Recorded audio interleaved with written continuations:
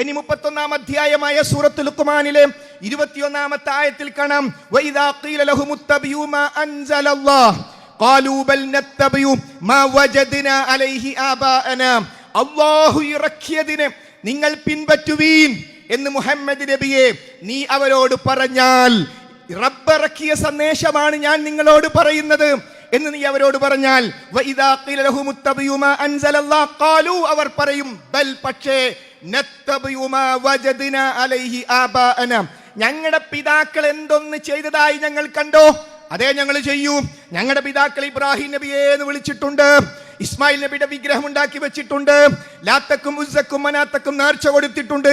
ഞങ്ങൾക്കൊന്നും കേൾക്കണ്ട, ഞങ്ങളുടെ പിതാക്കൾ എന്തൊന്നു ചെയ്തോ അതുമാത്രമേ ഞങ്ങൾ ചെയ്യുകയുള്ളൂ. അവലൗ കാന ശൈത്വാനു യദ്ഊഹും ഇലാ അദാബിസ് സഈർ.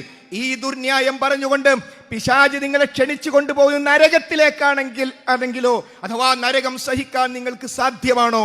ഇങ്ങനെ മക്കയിലെ ബഹുദൈവ വിശ്വാസികൾ, ലോകത്തുള്ള മുഴുവൻ മുസ്ലിമീങ്ങളും മുശ്രിക്കീൻ എന്നോതുന്ന ആ മുശ്രിക്കുകൾ ഇത്തരം ന്യായങ്ങളാണ് ഹബീബായ നബി കരീം സല്ലല്ലാഹു അലൈഹി വസല്ലമയോടും മഹാന്മാരായ സ്വഹാബത്തിനോടും പറഞ്ഞത്.